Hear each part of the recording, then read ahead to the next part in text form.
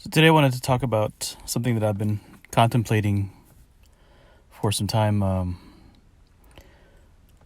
The fact that people are built, are designed to be around others.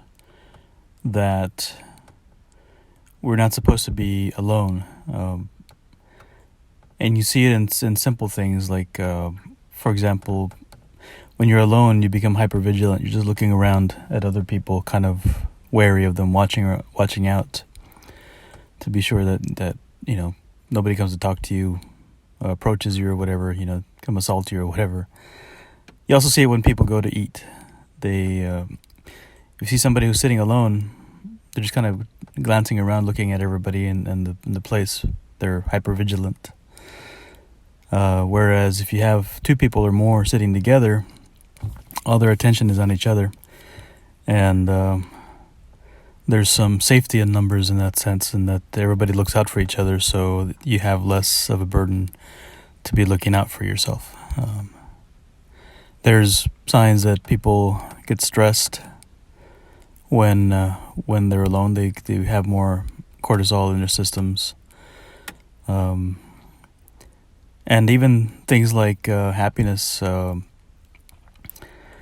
If you are very selfish in trying to make yourself happy, buying yourself a pair of shoes or,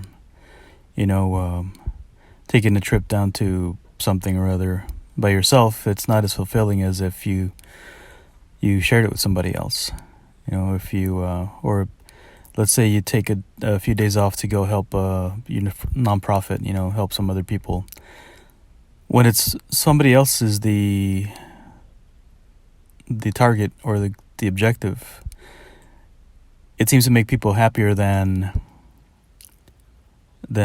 selfish pursuits. And so it makes you think that even if you feel comfortable with yourself, if you're content to be alone, that ultimately you do need periods of other people. You do need to be part of communities to ultimately be happy and feel fulfilled. And it can be as simple as just hanging out with your family, going to kids' birthday parties and gatherings, and inviting a cousin out to eat or things like that. Just catching up and things like this, where you're not completely putting your efforts into strangers, but just other relatives. That's enough to bring happiness and fulfillment in your life. And all this came about because I've been thinking about, or I've been reading books on this class that I'm taking for my job, and part of it is in management.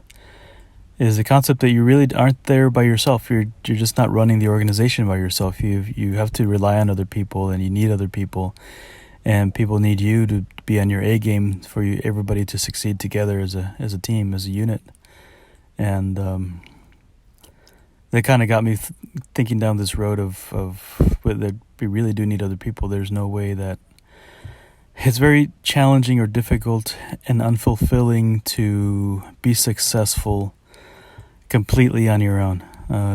You need other people regardless. I mean, any enduring company is going to have to rely on managers and workers and supervisors and all that sort of thing. You have to put your trust in people, and you've got to be able to manage them and inspire them and comfort them and all that stuff. So that's what's been on my mind